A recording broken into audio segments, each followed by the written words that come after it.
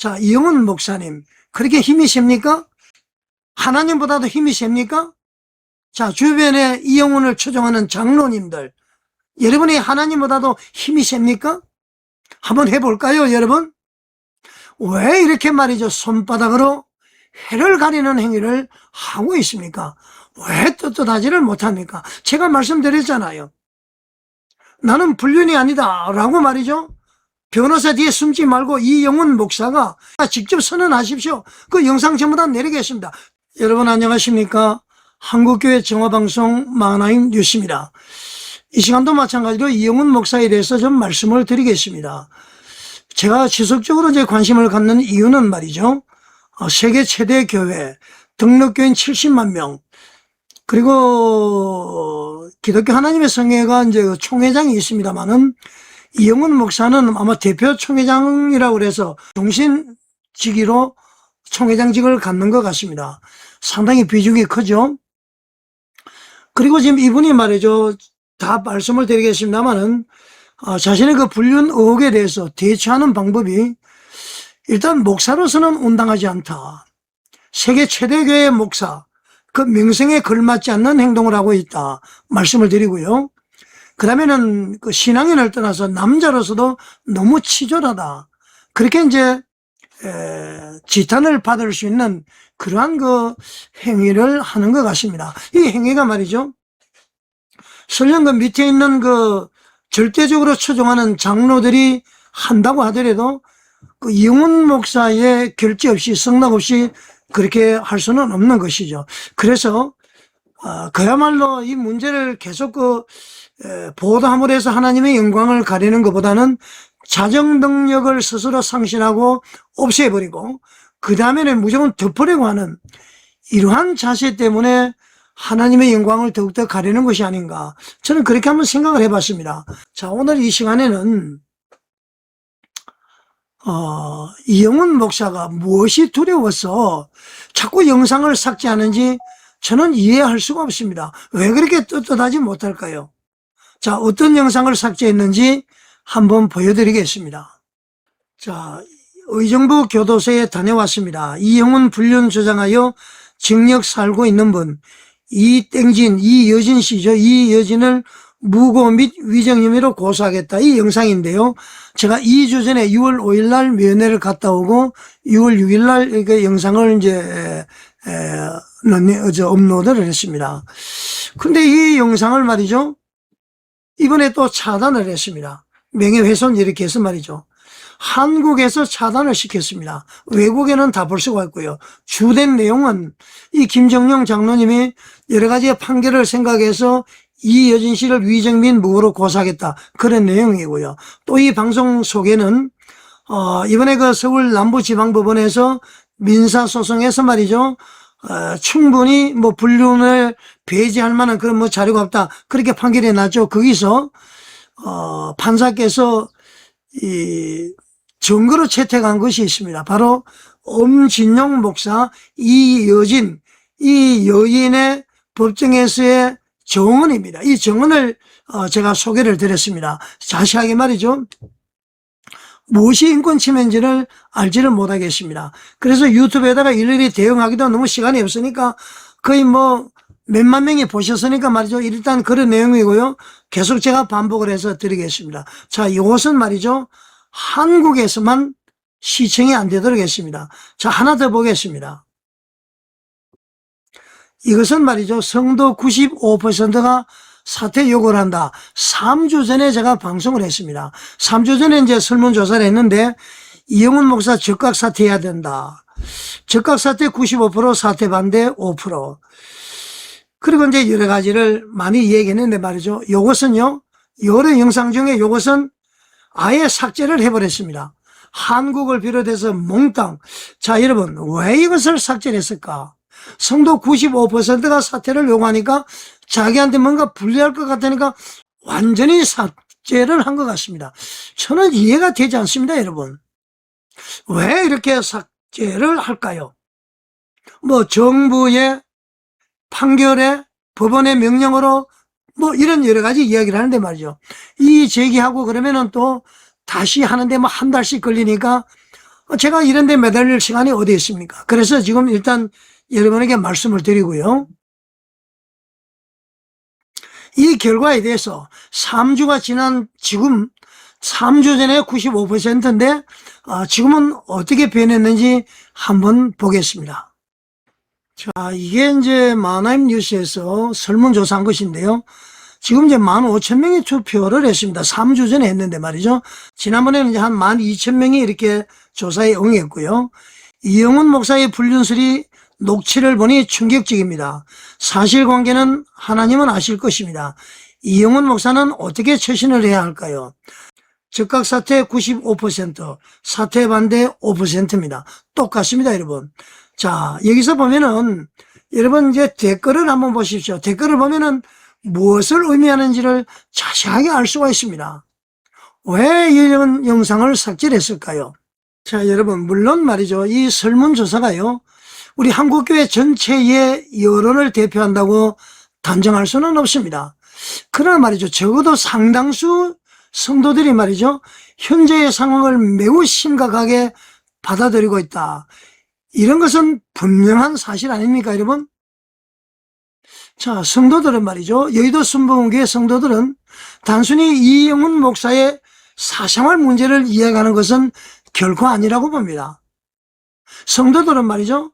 바로 한국교회가 잃어버리고 있는 신뢰와 거룩성에 대해서 말을 하고 있는 것으로 저는 판단을 합니다. 불륜 여부를 떠나서 말이죠. 그런 구설수에 오르는 그 자체가 그 목사, 이영훈 목사의 처신에 문제가 있다는 것 아닙니까, 여러분? 자, 여러분, 떳떳하면은 왜 영상을 말이죠, 유튜브를 통해서 내리게 할까요? 떳떳하다면은 뭐 정부의 결정으로, 아까 얘기를 했습니다만은 법원의 결정으로. 자, 이영훈 목사님 그렇게 힘이 셉니까? 하나님보다도 힘이 셉니까? 자, 주변에 이영훈을 추종하는 장로님들, 여러분이 하나님보다도 힘이 셉니까? 한번 해볼까요, 여러분? 왜 이렇게 말이죠, 손바닥으로 해를 가리는 행위를 하고 있습니까? 왜 떳떳하지를 못합니까? 제가 말씀드렸잖아요. 나는 불륜이 아니다 라고 말이죠. 변호사 뒤에 숨지 말고 이영훈 목사가 좀 선언하십시오. 그 영상 전부 다 내리겠습니다. 왜 떳떳하게 하지를 못합니까? 여러분, 어떤 생각이 듭니까? 이렇게 한다고 해서 말이죠, 모든 것이 끝날 것 같습니까? 그렇지가 않습니다. 자, 여러분, 성경이 요구하는 목회자의 기준을 한번 보겠습니다. 성경은 말이죠, 목회자에게는 일반 성도보다도 훨씬 높은 기준을 요구합니다. 구별된 사람 아닙니까?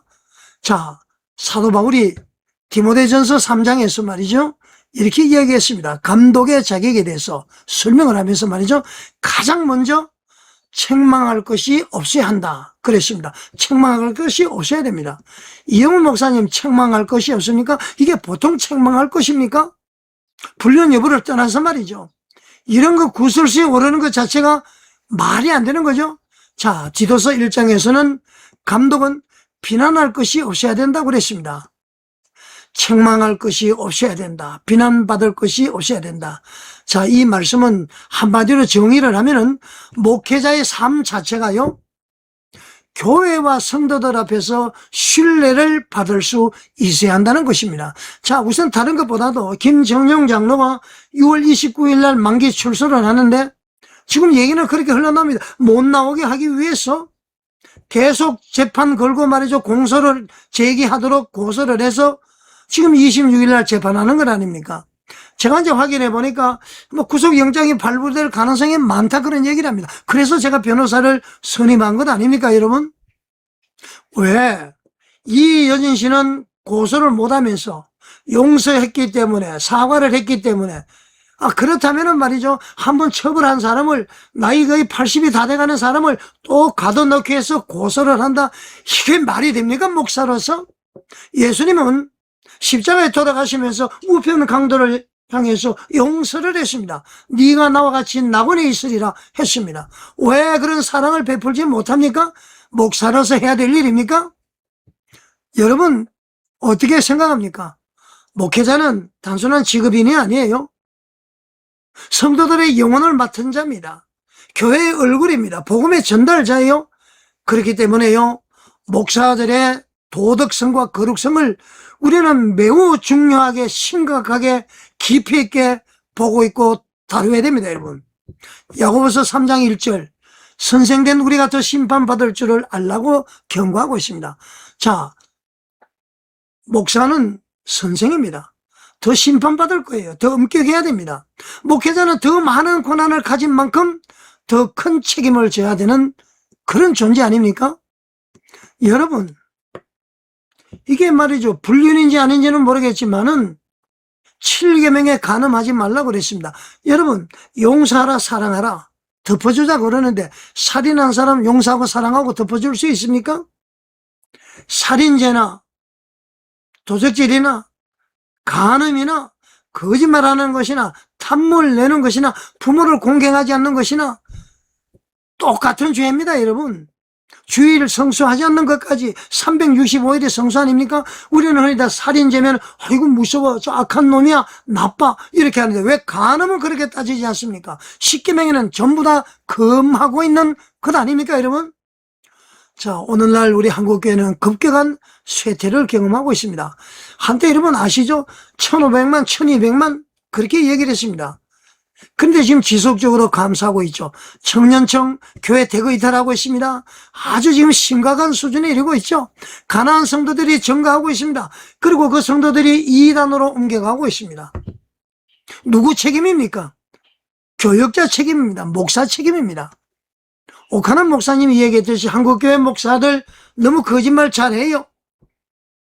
너무 엄난해요. 너무 돈을 좋아해요. 자, 여러분, 여기서 벗어나지 않으면 되지 않습니다. 교회의 외형은 여전히 크고 있습니다.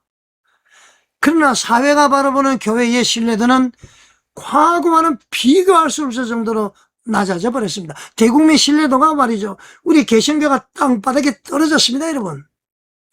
자, 아까도 얘기했습니다. 그 원인이 다양하지만은 바로 목사들 문제 때문에 그렇습니다. 목회자들의 도덕성, 그리고 목회자가 잘못했을 때에 교회에서의 자기 정한 능력이 부족하기 때문에 그런 것입니다. 목사가 잘못하면 그냥 넘어갑니다. 살인을 저지른 목사를 그냥 둘 수 있습니까? 못하죠. 그럼 간음을 저지른 그런 불륜 의혹이 있는 목사를 왜 그냥 두느냐, 이런 얘기입니다. 말이 안 되는 것이죠. 최근 몇 년 사이 한국교회는 수많은 논란을 경험했습니다.